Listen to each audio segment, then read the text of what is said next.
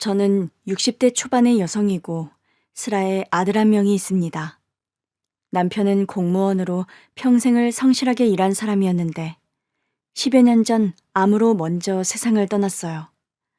경제적으로 넉넉한 형편은 아니었어서 저는 남편 사후 옷 수선집을 운영하며 밤에는 봉제 공장 아르바이트까지 뛰면서 나름 억척스럽게 하나 있는 아들놈을 키워냈죠. 그런 아들이 장가를 가게 됐으니 그날은 결혼식 당일부터 감개무량하고 기분이 좋은 게 사실이었습니다. 엄마, 오늘 안 오시기로 약속하신 거예요. 이렇게 좋은 날 웃기도 바쁜데 뭐하러 울어. 너나 축가 듣다가 안 울게 조심해라. 엄마도 참. 근데 여태 혜미가 식장에 도착을 안 하네요. 신부들은 원래 화장하고 머리도 하는데 시간이 오래 걸리는 법이다. 아직 시간도 넉넉한데 너무 재촉하지 마. 처음엔 며느리가 신부 화장이 더뎌져서 조금 늦나 생각을 했더랍니다. 그런데 예식 시간이 거의 다 와가는데도 며느리가 도착할 생각을 안 하는 거예요. 태성아, 너 혜미한테 전화해 봤니? 전화했는데 전화가 안 돼요, 엄마. 뭐라고? 혜미가 전화를 안 받아? 뭔가 이상하다 싶었지만 설마 결혼식 당일날 무슨 일이 있으랴 싶어 일단 기다렸습니다. 그런데 예식 시간을 10분 넘겼을 때까지도 식장에 모습을 나타내지 않는 며느리였어요. 그때 비로소 뭔가 잘못됐나 싶은 강한 예감이 들기 시작하더군요. 아니, 시작할 시간 됐는데 신부가 안 보여? 아직 식장에 신부가 도착도 안 했다고 지금 수근거리던데? 오다가 뭐 사고라도 난 거 아니오? 저는 다급한 마음에 며느리가 신부 화장을 받기로 한 미용실을 수소문해서 전화를 걸어보았습니다. 오늘 신부 화장 받기로 한 나혜미 신부 시어머니인데요. 신부가 도착 시간이 한참 지나도 아직 오질 않아서 어떻게 된 건가 하고요. 네? 나혜미 신부요? 나혜미 씨, 어제 저희 샵으로 전화가 와서 오늘 신부 화장 예약 캔슬하셨는데요? 뭐라고요? 미용실 예약을 캔슬했다고요? 네, 저희 샵 측에서도 엄청 황당했어요. 하루 전에 전화 와서 신부 화장이랑 머리 손질 모두 캔슬한다고 하셔서요. 전화를 끊고 밀려오는 당혹감과 불길함을 겨우 누르고 있는데 아들이 헐레벌떡 저에게 달려와 소리치는 겁니다. 엄마, 큰일 났어요. 대체 무슨 일이야? 엄마, 혜미한테서 연락이 왔는데 오늘 결혼식장에 못 오겠대요. 뭐? 신부가 결혼식 당일날 식장에를 못 온다니? 무슨 사고라도 난 거니? 그게 아니라 저랑 결혼할 마음이 없어졌대요. 아니, 하루아침에 변심을 했단 말이야? 그게 무슨 되도 않는 말이야? 지금 저도 너무 황당해서 다시 전화했는데 제 전화는 받지도 않아요.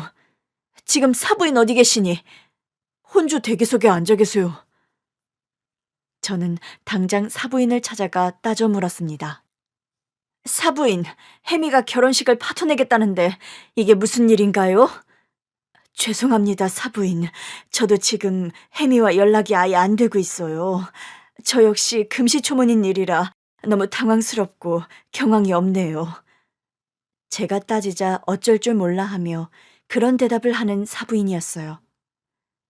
아니, 사부인께서도 혜미와 연락이 안 되신다고요?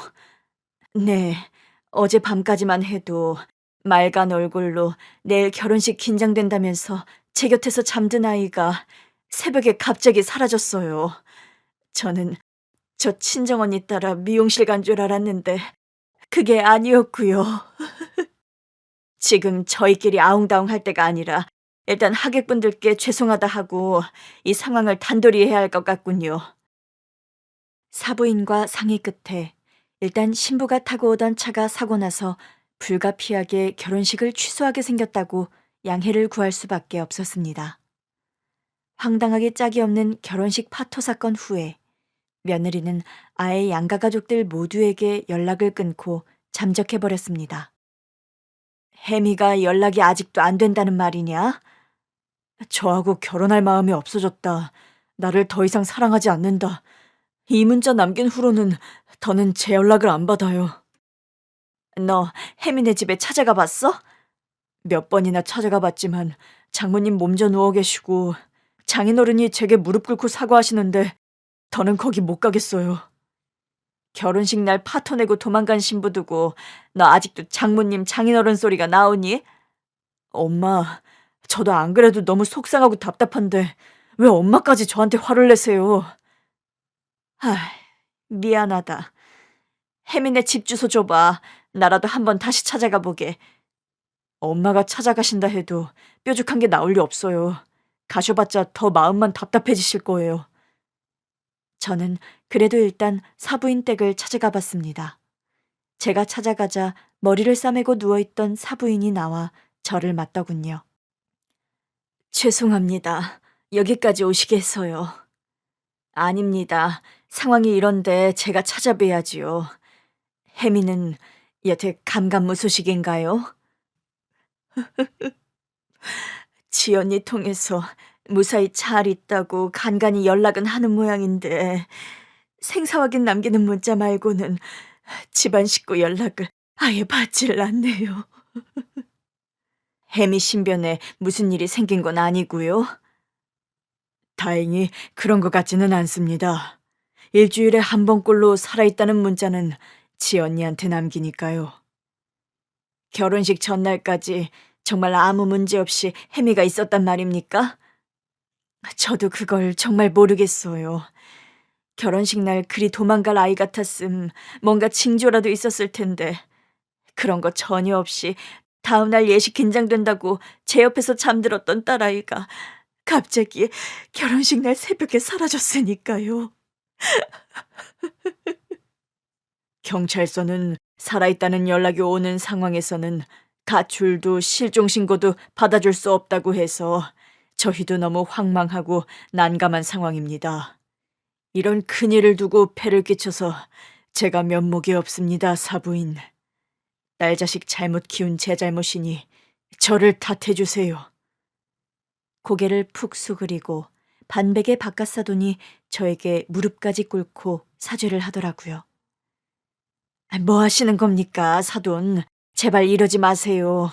혜미에게 뭔가 말하지 못할 이유가 있겠죠. 저도 그 이유라는 게 대체 뭔지 알지 못해 속이 답답해 미칠 노릇입니다. 죄송합니다, 사돈. 아들 말 맞다나 사돈 댁에 길게 있어봤자 달라질 거 하나 없다는 걸 알겠더군요. 사돈어른 눈치를 보아하니 뭔가 혜미에 관해 알고 있으면서 일부러 속인다는 기색도 전혀 찾아볼 수 없었고요. 저는 속상한 마음을 안고 집으로 터벅터벅 돌아올 수밖에 없었어요.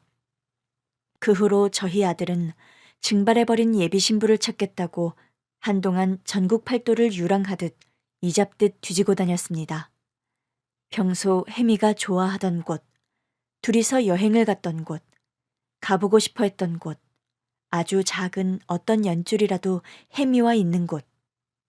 그런 곳들을 속속들이 찾아다니며 혜미의 행방을 쫓았지만 며느리를 찾는 일은 불가능했습니다. 한동안 아들 녀석의 연락조차 받지 않던 며느리가 어느 날은 아들 전화를 받은 모양이더라고요. 저는 하필 그날 한밤중에 잠에서 깬 나머지 화장실에 가다가 아들 녀석이 방에서 하는 통화를 그대로 듣고 말았어요. 혜미야, 너 대체 어디야? 제발 너 있는 곳 어딘지만 말해주라. 어? 나 있는 데는 알아서 뭐하게. 우리가 끝내더라도 일단 만나서 얘기해야 할 거 아니니. 태성 씨랑 나랑 끝난 마당에 만나서 뭐하게? 무슨 말을 그렇게 차갑게 하니? 우리가 이렇게 문자 하나, 톡 하나로 끝낼 사이야? 남자, 여자 사귀다 헤어지면 남보다 못한 거야. 태성 씨, 나 다른 남자 생겼어. 뭐라고? 너 그거 거짓말이지? 아니, 진짜야. 나 결혼식 날 받아놓고 다른 남자에게 눈이 돌아 한마디로 사랑의 도피행각 중이라고. 네가 그럴 리 없어. 너 도대체 무슨 일이야, 혜미야. 다른 남자 생겼다는데 왜 말귀를 못 알아먹니? 나 내일 출국하니까 내일부턴 정말 연락 안 될 거야. 번호도 바꿀 거고. 나 이 남자랑 새 인생 시작할 거니까 다신 내게 연락하지 마. 혜미야, 전화 끊지 마. 내가 널 얼마나 사랑하는지 알면서 너 나한테 왜 그래? 전화를 끊고서 오장육부가 끊어지는 듯한 울음을 토해내는 아들 녀석이었어요. 저는 아들이 그렇게 슬프고 고통스럽게 우는 걸 한 번도 본 적이 없었습니다. 대체 다른 남자가 생겼다는 이유로 뻔뻔하게 우리 아들에게 저런 상처를 주는 혜미가 도무지 용서가 되질 않더군요. 그날 이후로 아들은 시련의 상처에서 벗어나지를 못하는 겁니다. 오늘도 술이니? 엄마, 저 당분간만 제발 그냥 내버려 두세요. 당분간? 너 회사도 돌아오면 저녁도 안 먹고 매일 술만 들이붓는 거 벌써 한 달째야. 그럼 괴로워서 미치겠는 걸 저더러 어쩌라고요, 엄마.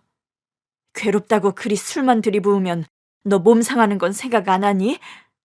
밥 좀 안 먹고 술 먹었다고 몸 그리 빨리 안 상해요. 너 그러는 꼴 보는 엄마 속 문드러지는 건 생각도 안 해? 혜미가 어느 날 갑자기 변심했다는 게 믿기지가 않아요. 어떻게 나를 두고 다른 남자한테 홀랑 가버릴 수 있는 건지요.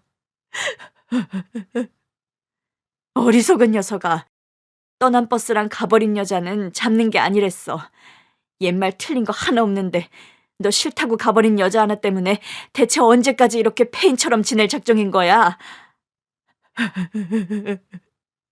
혜미는 변심했는지 몰라도 저는 아직 마음속에서 혜미를 못 뽑아냈다고요, 엄마. 서른도 한참 넘은 아들 녀석이 예비 며느리의 결혼 파토에 가슴을 탕탕 두들겨가며 목 놓아 우는 모습을 저는 거의 매일이다시피 봐야 했습니다. 속이 터지고 아주 제가 병이 다 날 지경이었어요. 빈속에 술 들이붓지 말고 이거라도 좀 먹으면서 마셔라. 저는 속상한 마음에도 아들이 골병 들까봐 안 먹겠다는 안주를 부지런히 만들어서 갖다 주면서 아들 곁을 지킬 수밖에 없었습니다. 그날도 퇴근한 아들은 샤워도 안 한 채 술만 들이붓다가 고주망태가 되어서 지방 침대에 쓰러져 잠들어 버리더군요. 그런 아들이 안쓰러워서 수건에 뜨거운 물을 적셔서 가져다 얼굴과 손발을 닦아주고 거실로 나오던 참이었어요. 늦은 시간이었는데 갑자기 초인종이 울리더라고요. 한밤중에 대체 누구지 싶은 마음에 나가봤는데 어머님, 잘 지내셨어요? 늦은 밤 기별도 없이 찾아온 불청객의 주인공은 바로 결혼식을 파토내고 도망가버린 예비 며느리 혜미였어요. 아니, 혜미, 네가 여기를 어떻게... 너 미국으로 출국했다던데?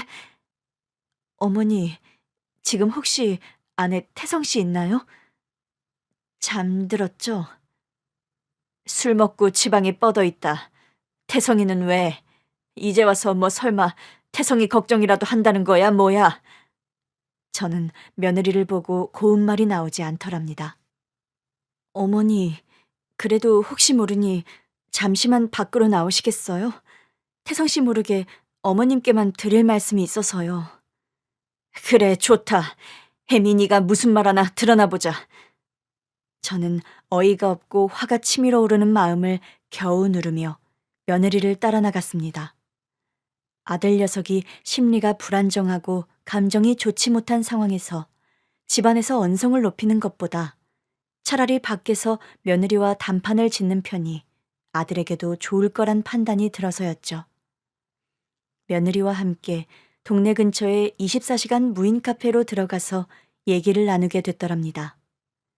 그런데요, 무인 카페 안으로 들어가자마자 털썩 무릎을 꿇으며 제게 용서를 비는 며느리였어요. 어머니, 정말 죄송합니다. 너 지금 뭐 하는 수작이야? 이제 와서 네가 이런다고 달라질 게 뭐 있니? 뭐라고 저를 욕하셔도 할 말 없어요. 그렇지만 어머님께서 저를 믿고 예뻐해 주신 기억이 있어서 제가 차마 어머님께는 진실을 말씀드려야 할 것 같아서 오늘 큰맘 먹고 찾아온 겁니다. 진실이라니. 대체 내가 모르는 진실이 뭔데? 일단 제가 드리는 말씀 절대로 형석 씨에게는 전하지 않는다는 약속부터 해주세요. 알았다. 그리 할 테니 말을 해봐.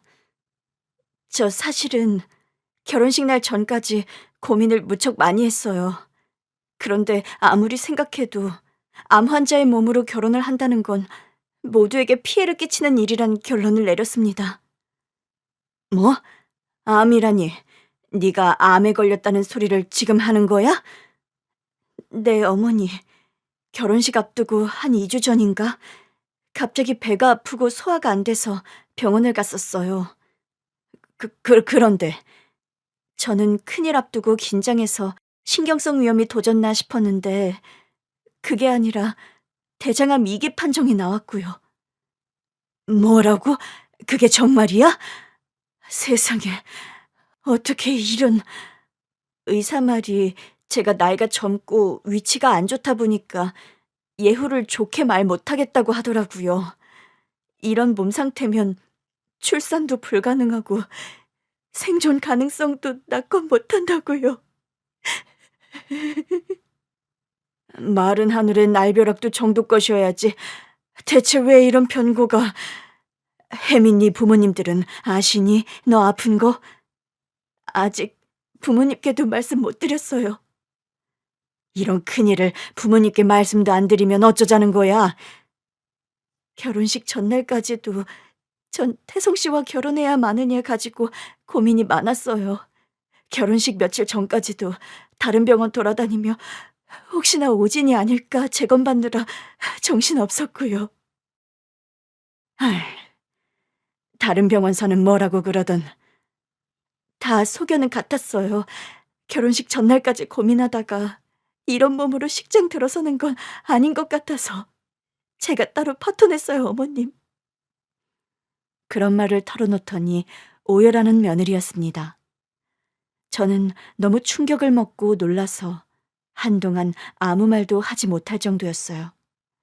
그러나 곧 모두에게 욕을 먹으면서까지 그런 결정을 내릴 수밖에 없었던 며느리의 심정이 어땠을까 생각하니 또 마음이 너무 아팠습니다. 혜미, 너 그래서 불어 결혼식 당일날 파토를 냈다는 거야? 네, 어머님. 조금만 시간 여유가 있었더라면 그런 식으로 여러 사람 고생은 안 시켰을 텐데. 죄송해요. 아니다. 네 말 듣고 보니 나라도 참 답이 안 나오는 상황이었을 것 같다. 그래도 그렇지. 당사자인 태성이에겐 말을 했어야지. 태성 씨는 마음이 약하고 착해서 제가 아픈 거 알면 더 결혼하려 들 사람이라는 거 알았으니까요.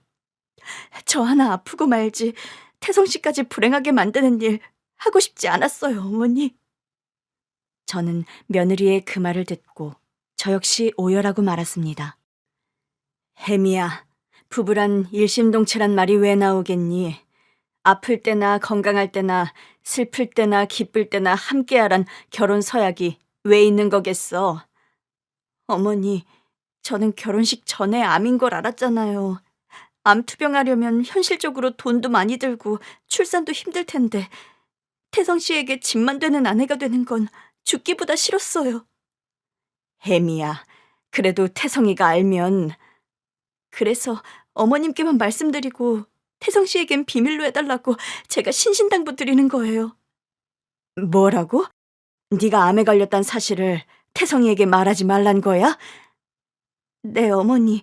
제발 부탁드려요.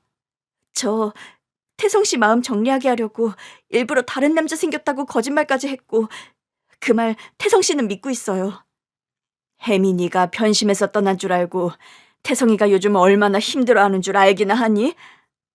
저도 태성 씨 생각하면 너무 마음 아파요, 어머니. 그렇지만 100번 생각해도 제가 떠나주는 게 태성 씨 미래를 위해서 좋은 길이에요. 그게 옳아요. 제가 아무리 설득해도 혜미의 뜻은 완강했습니다. 저는 결국 아들 녀석에게 며느리의 투병 사실을 비밀에 붙이기로 약속을 하고 헤어졌어요. 집에 돌아와 보니 잠에서 깬 아들이 저를 기다리고 있더군요. 엄마, 이 시간에 어딜 나갔다 오세요? 어, 잠이 좀 안 와서 동네 한 바퀴 돌고 오는 길이야. 위험하게 이런 시간엔 산책하지 마세요. 알았다, 태송아. 네, 엄마. 아니다, 너도 내일부터는 술 좀 줄이라고 이 녀석아. 알겠어요, 엄마. 걱정시켜드려서 죄송해요.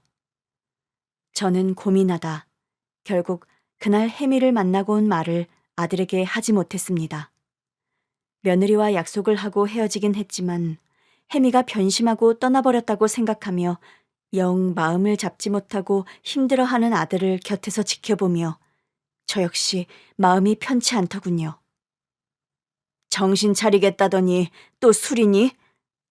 오늘까지만 마실게요. 너 그 말한 거 벌써 몇 번째인 줄 알아?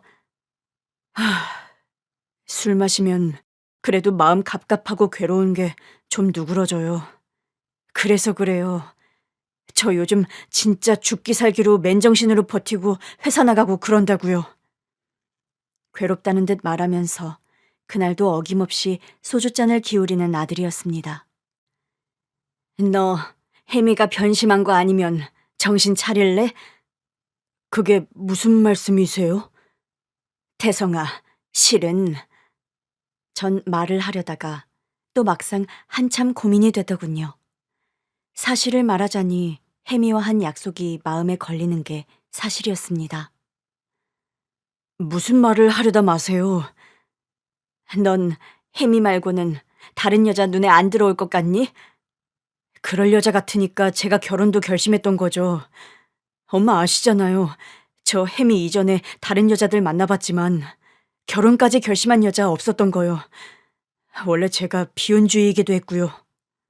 너 싫다고 가버린 혜미가 여태 그리 좋아? 머리론 날 배신하고 떠난 여자다 정리가 되는데 마음으론 아직도요. 바보 같죠, 제가? 그런 말을 하면서 소주를 삼키는 아들의 눈가가 또 시큰하게 붉어져 있더라고요. 아무래도 안 되겠다. 혜미 변심하고 떠난 거 아니야. 실은 몸이 많이 안 좋아서 너에게 거짓말하고 결혼식 파토낸 거다. 그게 무슨 말씀이세요? 혜미가 아프단 말씀이세요? 그래, 나도 며칠 전에야 알았어. 한밤중에 혜미가 날 찾아왔더라. 그런데 왜 전 몰랐죠? 그날 넌 술에 취해 잠들어 있었고 혜미가 너에겐 절대 비밀로 해달라고 하도 부탁하며 밖에서 만났으니까. 엄마, 혜미가 대체 어디가 아프단 거예요? 심각해요? 일단 놀라지 말고 잘 들어. 혜미 암이란다. 대장암 2기. 뭐라고요? 암이요? 그래. 결혼식 얼마 전에야 알았고 그래서 고민하다 결혼식장에 안 나타난 거고. 아니, 그런 일이 있으면서 걔는 왜 내게 이런 방구 말을 안 했대요? 너 걱정시키기 싫고 결혼해서 너에게 짐 되기 싫었단다. 무슨 그런 바보 같은 말이 다 있어요. 그럼 다른 남자가 생겼다는 둥, 미국으로 출국한다는 둥 다 거짓말인 거잖아요. 너 단념시키려고 한 거짓말이야.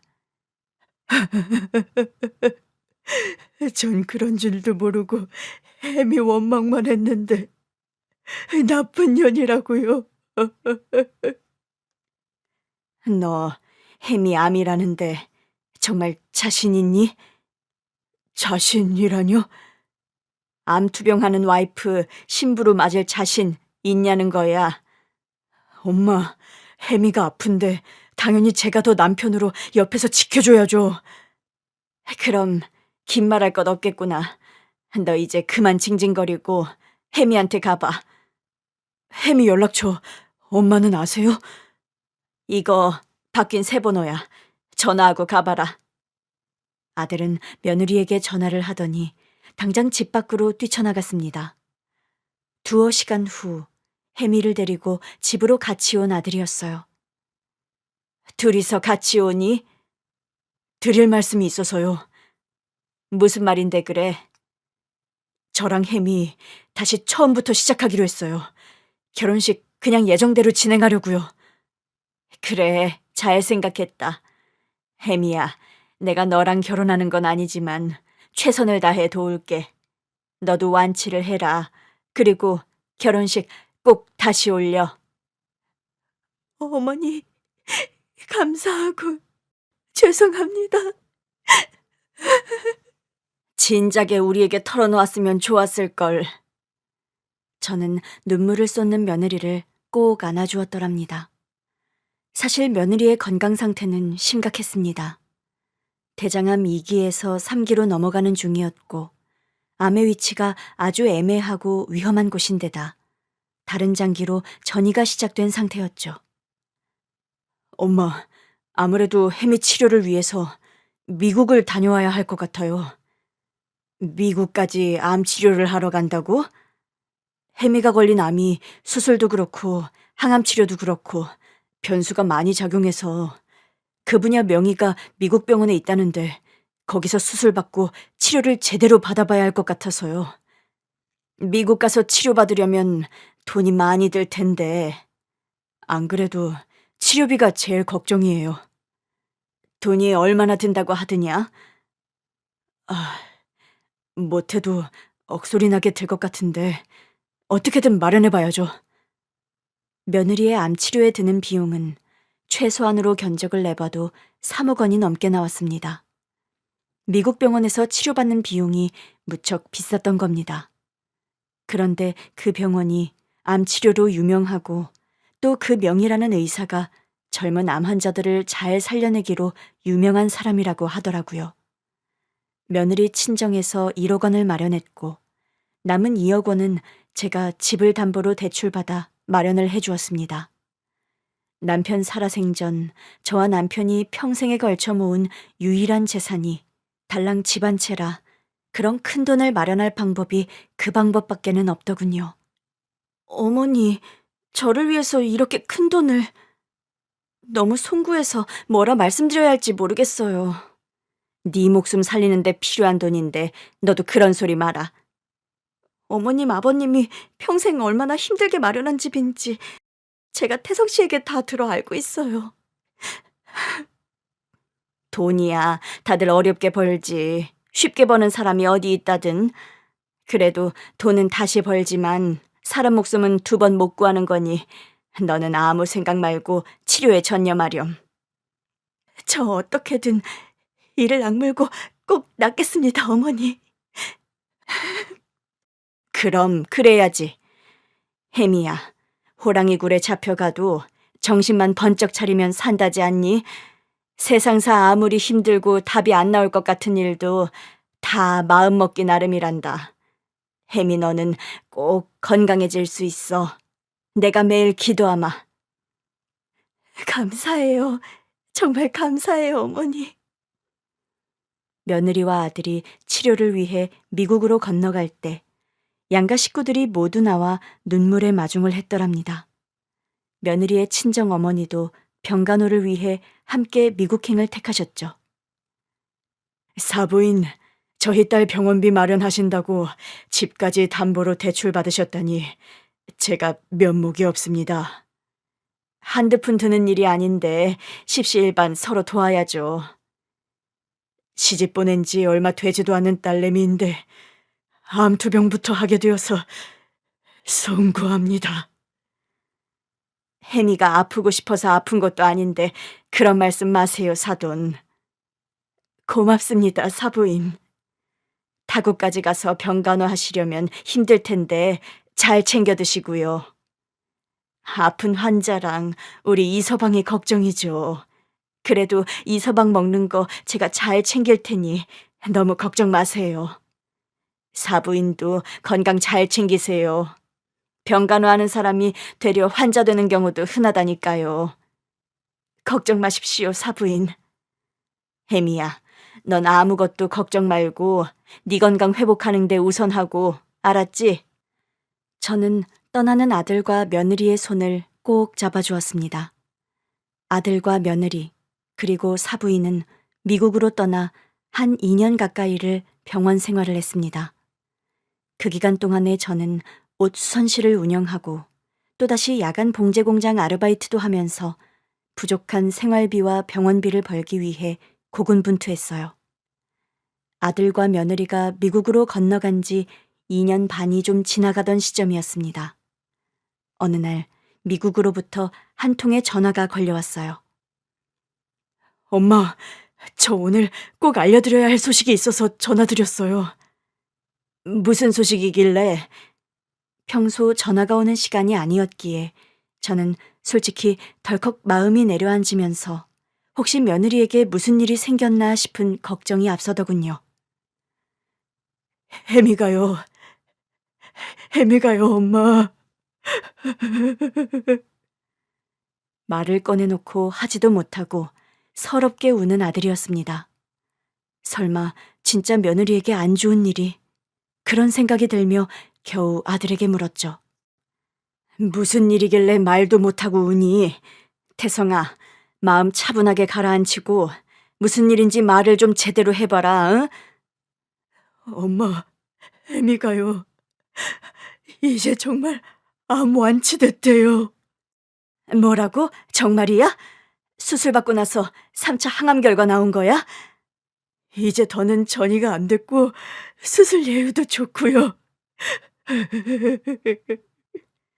녀석아, 그런 좋은 소식을 말하면서 왜 울어서 엄마를 걱정시켜?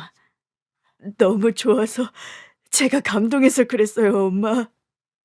이게 다 엄마가 고생해서 도와주신 덕분이에요. 이제 귀국해서 저랑 혜미가 엄마 호강시켜 드릴게요. 어머니, 정말 감사해요. 저 이제 건강해졌대요. 이거 다 어머니 덕분이에요. 며느리도 전화를 바꿔서 제게 그런 말을 하면서 펑펑 우는 겁니다. 저 역시 전화를 끊고도 한참 오열을 하고 말았죠. 암 완치 판정을 받은 며느리는 얼마 후에 아들과 사부인과 함께 귀국을 했습니다. 엄마, 저희 신혼집 구하는 대신 엄마랑 같이 합가해서 살려고 하는데 어떠세요? 나야 좋지만 혜미가 불편하지 않겠니? 엄마, 합가 제안은 혜미가 먼저 한 거예요. 어머니, 저 이제 건강해졌으니까 어머니 모시고 살면서 효도하고 갚아드리려고요. 아이고, 네 말이 벌써 효도다. 그리고 암 환자는 완치해도 방심하면 안 된다. 같이 살면서 혜미 너 먹을 거나 식단 내가 신경 써줄 수 있으면 더 좋은 일일 것 같긴 하구나. 어머니, 그런 말씀 마세요. 식사는 제가 차려야죠. 아니야, 너 몸 회복된 지 얼마나 됐다고. 나았다고 마음 놓지 말고 평생을 건강관리 신경 써야 돼. 그렇게 저는 아들, 며느리와 합가를 해서 같이 살게 됐습니다. 아들은 긴 휴직 끝에 다시 무사히 회사에 복직을 해서 다니게 됐고, 의상 디자인을 전공한 며느리는 이참에 자기 가게를 오픈하겠다고 나서더군요. 어머니, 저 이번에 제 이름 걸고 옷가게 내보려는데 어머니도 같이 해주시겠어요? 네가 사업 시작하는데 내가 할 일이 딱히 있겠니? 어머니께서 수선 전문이시니까 그걸 제 가게에서 같이 해주시면 좋을 것 같아서요. 며느리는 20대 초반에 미국 유학까지 다녀온 실력 있는 의상 디자이너입니다. 저는 며느리만큼 제대로 대학까지 나와서 전공을 한 것은 아니지만 그래도 옷수선 일을 하다 보니 처음부터 며느리와 잘 통하는 게 있었죠. 처음 제가 일하는 수선실에 인사를 온 며느리는 어머니, 수선실 딱 보니까 어머님 내공이 그대로 팍팍 느껴지네요. 너무 멋있으세요. 그런 말을 하면서 엄지를 치켜들어 주던 며느리였죠. 어찌 보면 혜미는 명문대학 출신의 미국 유학까지 다녀온 디자이너인데 동네 옷 수선집을 하는 저에게 그런 말을 해주는 게 겸손하게 예쁘게 느껴지는 게 사실이었습니다. 어머니, 저 이 스커트 단이 애매한데 뭐 대신 달 게 있을까요? 거기 딱 과하지 않게 덧댈 프릴이 있는데 이거 어떠니? 어머, 원단 재질이며 색감이 너무 찰떡으로 맞아떨어지는데요? 이거 프릴 달아서 리폼해 주실 수 있어요? 이런 정도는 너도 하지 않니? 뭔가 어머님 바느질 솜씨랑 재단 솜씨가 맛이 달라서요. 전 옷 디자인은 잘하는데 이런 리폼은 잘 못하기도 하고요. 아들과 연애 시절에도 제 옷수선집의 단골 손님이 햄이었습니다. 서로 비슷한 일을 하다 보니까 성정이나 취향 등도 남달리 잘 통하는 데가 있었죠. 어머니, 대체 저런 옷을 왜 백화점씩이나 가서 비싼 돈을 주고 사는 걸까요? 너도 그런 생각했구나. 나도 진짜 멋지고 예쁘게 뽑아낸 옷 아니면 저런 건 참 돈이 아깝더구나. 어머님이랑 저는 보는 눈이 비슷해서 대화하면 잘 통하는 것 같아요. 그러게 말이야. 시쳇말로 코드가 맞는 거지? 맞아요, 어머니. 저랑 어머니는 코드가 딱 맞아요. 건강을 회복한 며느리는 원래 다니던 의류회사에 복직하는 대신 본인만의 브랜드를 만들어서 온라인과 오프라인 매장에서 옷을 만들어 팔기 시작했어요. 네 며느리 암 완치하고 옷가게 한다고? 응, 미국까지 가서 고생하며 수술받고 치료받았는데 결과가 좋아서 너무 다행이지 뭐야. 딸도 아니고 며느리 병 고친다고 집 담보대출까지 받아서 치료받게 하는 너 같은 사람도 흔치는 않을 거다 얘. 며느리도 자식이나 매한 가지잖니. 아들내미 배우잔데. 너처럼 생각하는 시어머니들이 그리 많지 않으니 하는 소리지. 며느리가 옷가게 하면 너랑 동종업계 아니니? 아유, 무슨 소리야. 우리 며느리는 명문대 나오고 해외 유학까지 다녀온 전문가고, 나야 그저 조그맣게 동네에서 옷수선 가게 하던 사람인걸. 네가 집안 형편만 좋았으면 대학 가고도 남았지. 경자 네가 모자라서 대학 못 간 거 아니잖니? 너 학교 다닐 때 그림도 잘 그리고 공부도 잘하고 너 양장점 내도 될 정도로 솜씨 좋은 거 다 아는데 뭐. 아니야, 양장점은 무슨.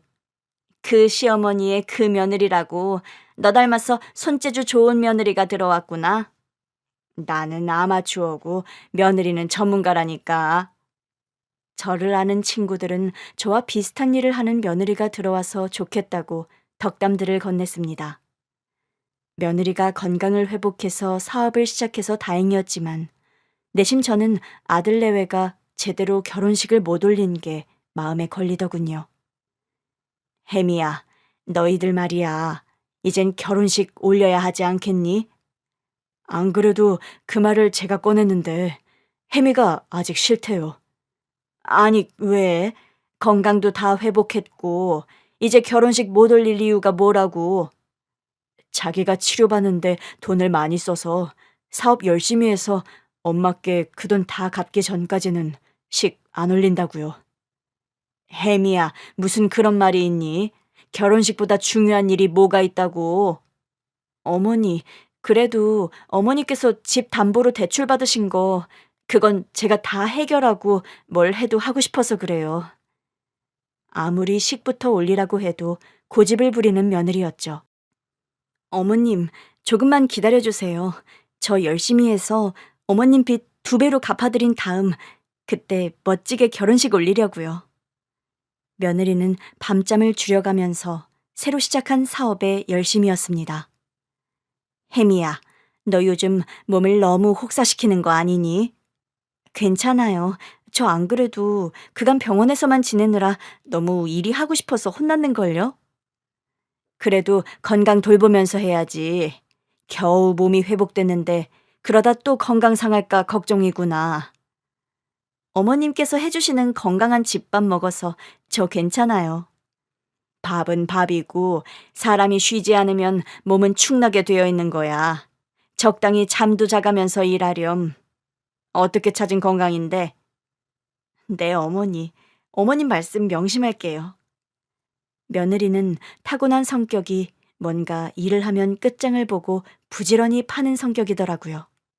그런 성격까지도 저를 많이 닮은 며느리였죠. 혜미야, 아침밥은 내가 차린다니까. 잠도 모자른 애가 왜 새벽부터 일어나서 부엌에서 설치니? 점심도 도시락 싸주시고 저녁까지 차리시는데 아침이라도 제가 간단하게 준비하려고요. 아서라, 바깥 일만 해도 얼마나 힘이 든데. 어머님은 뭐 노시는 분인가요? 들어가세요. 아침은 제가 할게요. 참 고집도. 살림도 그냥 하는 사람이 하는 게 빠르다. 요즘 젊은 며느리들 살림 익숙하지 못한 게 인지상정인걸. 그리고 난 내게 아침밥 얻어먹을 생각 없어. 왜요? 며느리랑 한 집서 사시는데 한 끼 정도는 며느리 밥 드셔야죠. 혜미야, 말했잖니. 너는 우리 태성이랑 결혼한 순간 이제부터 내 딸이라고. 딸한테 아침밥 만들라 시키는 엄마 봤어? 어휴, 아침부터 또 서로 일한다고 실랑이에요? 어머니, 그럼 이참에 태성 씨에게 아침 당번 시킬까요? 그래, 차라리 그게 낫겠구나.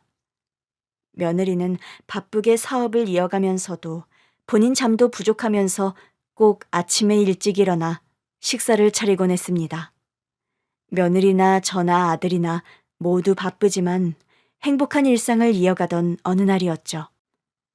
어머니, 저 진짜 생각지도 못한 일이 일어났어요. 갑자기 예정에 없던 이른 퇴근을 한 며느리가 넋이 나간 얼굴로 들어오며 그런 말을 하는 겁니다. 저는 또 며느리가 하는 사업에 무슨 문제가 생겼나 싶어서 덜컥 겁이 나더군요. 무슨 일인데 그래? 퇴근까지 일찍 한 거 보면 회사에 무슨 일이라도 생겼니? 아니요. 회사 일은 요즘 아주 잘 굴러가요. 문제는 그게 아니라요. 대체 무슨 일인데 그래? 어머니, 저 임신한 것 같아요. 뭐라고? 병원에서 너 임신은 힘들 거라고 하지 않았니? 그런데 제가 임신을 해서 저도 지금 당최 믿기지가 않아서요. 병원은 가봤어? 확실한 거니?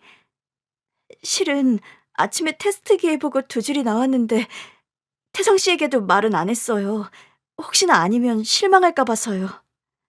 그런데 진짜든? 네. 점심시간에 잠깐 시간 내서 산부인과 다녀왔는데 임신이 맞대요, 어머니.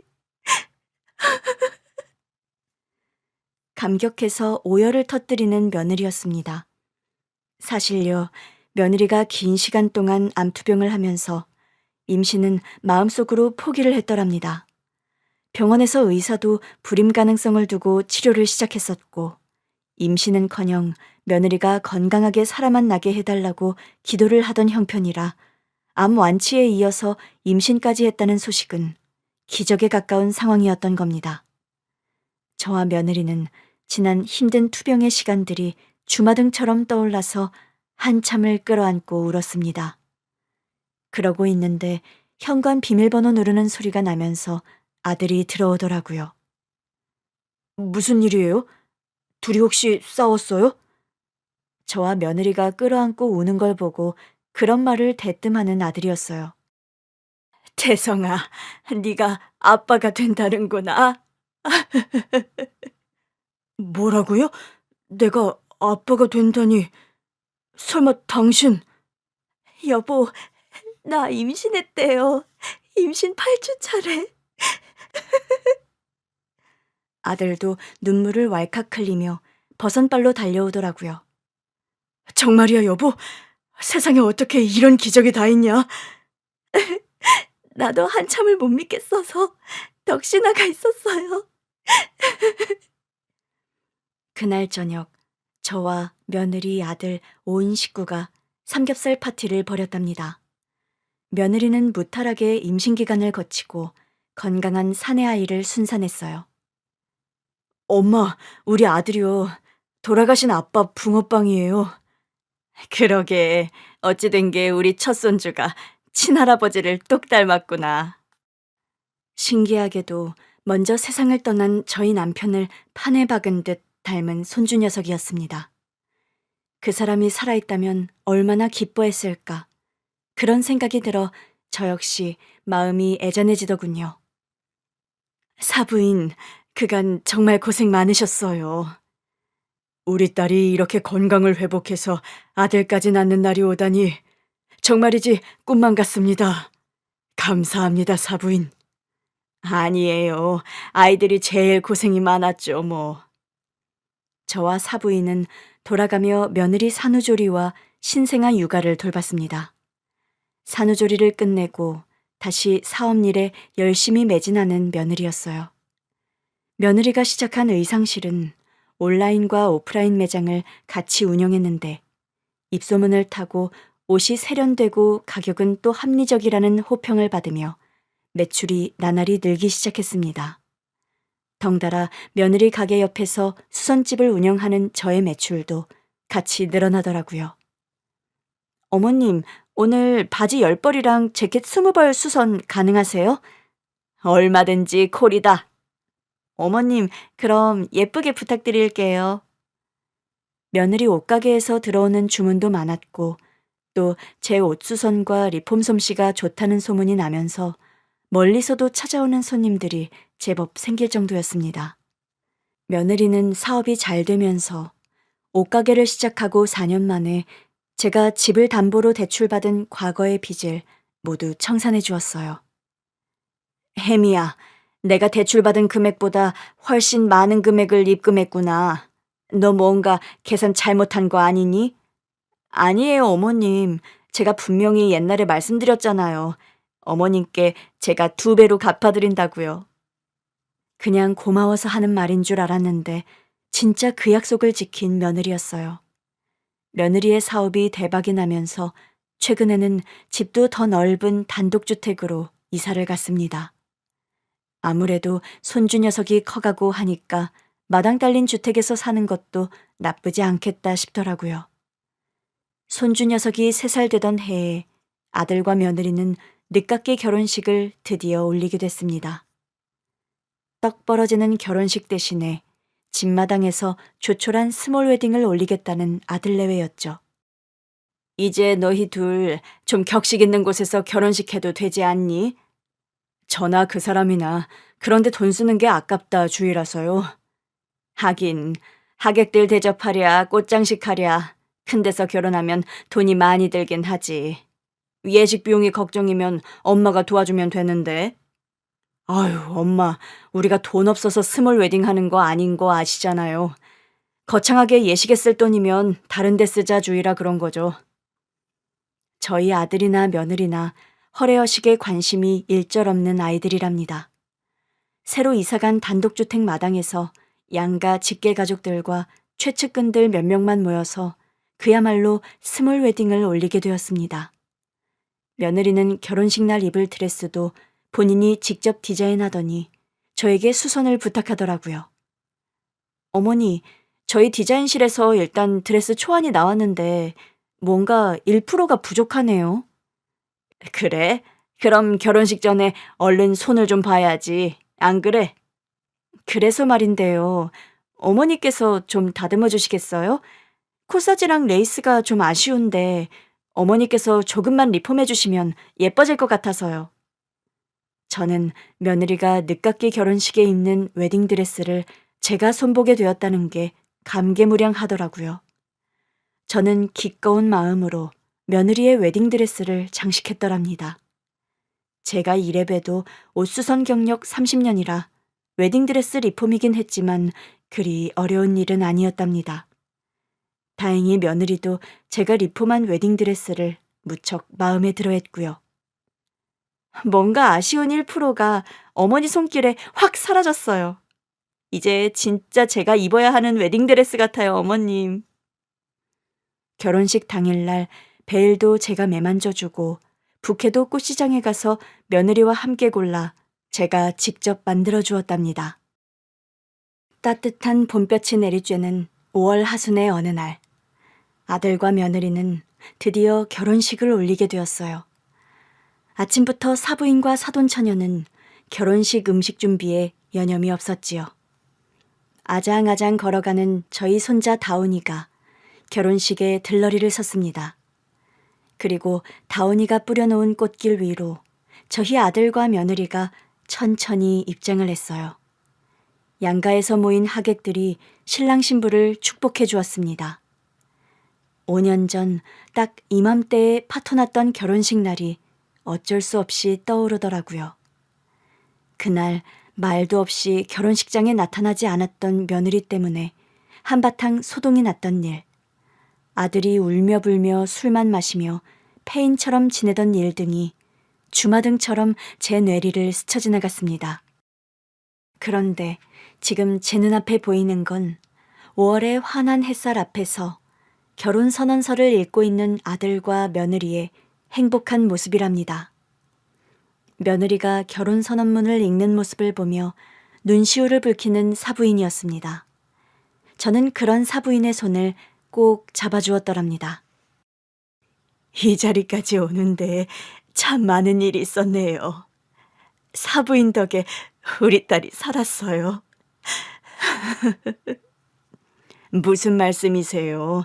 먼 타국까지 따라가서 딸내미 병수 바라고 사위 밥 차려주느라 사부인께서 얼마나 고생이 많으셨는데요. 그래도 그렇게 결혼식 받아두고 암 걸린 며느리를 다시 받아주는 시어머니가 어디 흔합니까? 거기다 그 집 한 채 값 병원비까지 다 빚을 져서 마련을 해주시고요. 사부인 같은 시어머니 다시 없을 거라고 혜미에게 항상 말합니다. 정말 저한테보다 사부인께 더 잘하라고요. 그런 말을 하며 제 손을 토닥이며 고맙다고 인사하는 사부인이었어요. 혜미처럼 당차고 야무진 아이를 며느리로 주셔서 제가 더 감사해요, 사부인. 인생을 살면서 완벽하게 행복한 하루가 있을까요? 60평생을 넘게 살아왔지만 그런 하루가 있다고 느껴본 적이 별로 없었는데 아들과 며느리의 그 결혼식 날 제 기분이 딱 그랬답니다. 더할 것도 없고 덜할 것도 없이 완벽하게 아주 행복한 하루가 저물어가고 있었어요. 그날 아주 작은 오게티가 하나 있었다면 아마 그것은 먼저 세상을 떠나고 없는 남편의 부재였습니다. 살아생전 남편은 부성애가 남달리 강한 사람이었죠. 술, 담배도 하지 않고 일로 바쁘면서도 일주일에 서너 번은 꼭 운동도 빠뜨리지 않던 사람이었습니다. 당신 피곤한데 그렇게 운동하는 게 힘들지 않아요? 우리 태송이 장가갈 때까지는 적어도 건강하게 버텨야 하니까 내가 이약 물고 건강관리하는 거야. 그런 말을 하던 남편 음성이 귓가에 쟁쟁하더라고요. 아들 녀석이 결혼식 하는 걸 보면 그 사람이 얼마나 좋아했을까 싶은 생각이 들면서 저도 모르게 마음이 먹먹해져 왔습니다. 시큰한 눈가를 손수건으로 닦아내는데 아들이 다가오더군요. 엄마, 좋은 날 왜 오세요? 너무 좋고 행복해서 눈물이 나는구나.